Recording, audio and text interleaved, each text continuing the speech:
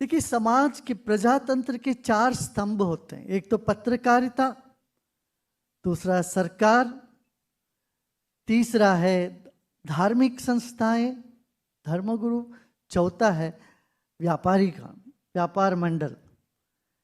ये चारों स्तंभ अपने दूर दूर रहेंगे तो एक छत को पकड़ के रखता है। स्तंभ पास आ जाए तो छत गिर जाता है, छत नहीं रह सकता। मगर स्तंभ की दूरी ये नहीं है कि एक दूसरे से कनेक्टेड नहीं रहना।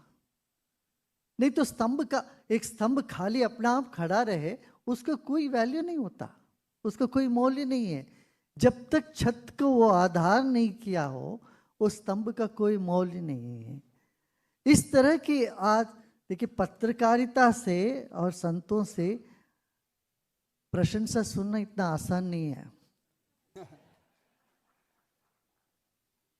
फूल भी मिलता, खासतौर से जो कार्य निभा रहे हैं, जिनके ऊपर जिम्मेदारी है, उनको फूल भी मिलते हैं, पत्थर भी मिलते हैं। और कैसे फूल को लेते हैं, कैसे पत्थर को लेते हैं, ये व्यक्ति पर आधारित है। और आज आपने जिस व्यक्ति को सम्मान किया है, मैं समझता हूं ये दोनों को बराबर ले रहे हैं, पत्थर भी फूल भी। देखिए, सम्मान मिलता है कभी स्थान के लिए, कभी प्रतिभा के लिए, कभी कार्य के लिए, जो कार्य कोई करता है उसके लिए मिलता है, और कभी व्यक्तित्व के लिए मिलता है। आज जिनको आपने सम्मान किया है, इनमें ये चारों हैं। ये यदि पद में रहे ना रहे, इनकी व्यक्तित्व जो है और इनका कार्य जो है, यही दर्शाता है एक व्यक्ति का जो अनुकरणीय गुण क्या होते हैं। और प्रसन्न रहना, एक पद में रह के प्रसन्न रहना, ये अपने आप में एक अचीवमेंट है। तो ये जो सारी बातें हैं, ये एक निदर्शन देता है। देखिए, भारत में राजनीति मुख्य स्तंभ है। गांव-गांव के लोग देखते हैं हमारे राजनेता कैसे हैं, इनमें सहनशीलता है क्या, हमको सुनते हैं क्या। और ये आसान काम नहीं है, ये बिल्कुल भी आसान काम नहीं है। ऐसे बहुत मुश्किल काम में, मुश्किल पद पे रह करके और सबके साथ स्नेहपूर्ण व्यवहार करें, वातावरण निर्माण करें और एक सपना दें। हमने सुना आपका ये सपना है महाराष्ट्र को 1 ट्रिलियन अर्थव्यवस्था का करना है।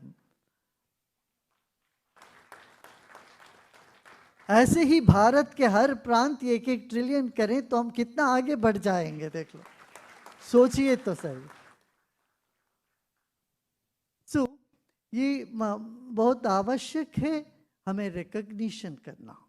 और मैं पत्रकारिता संगत किरण जोशी जी को और अन्य सब संपादकों को बधाई देता हूँ।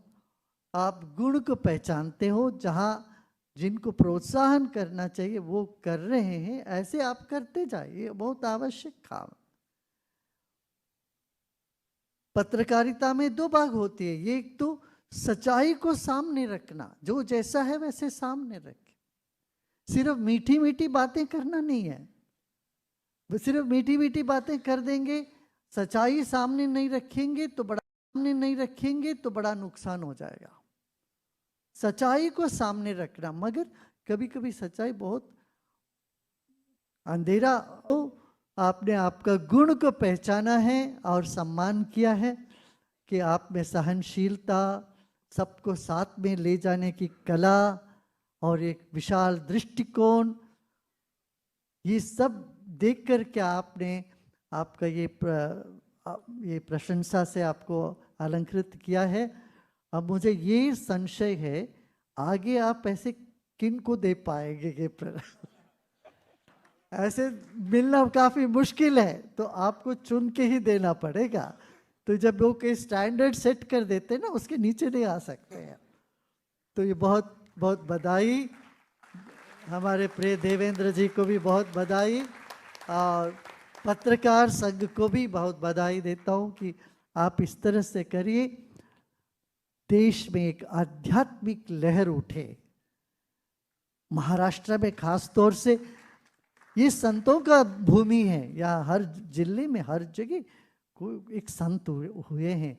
12वीं शताब्दी में कैसे एक संत का एक लहर उठा है, यहाँ पर अध्यात्म का, भक्ति का लहर उठा है। आज भी कमी नहीं है। गणेशोत्सव हो यहाँ पर, या अभी ये 10-15 दिन तो गणेशोत्सव के टाइम पर समाज में क्राइम ना के बराबर हो जाता है। तो ऐसी एक आध्यात्मिक लहर उठे और आप सब सुखी रहे, प्रसन्न रहे, सेवारत रहे, ऐसे कहते हुए आप सबको आशीर्वाद देते हैं हमारी वाणी।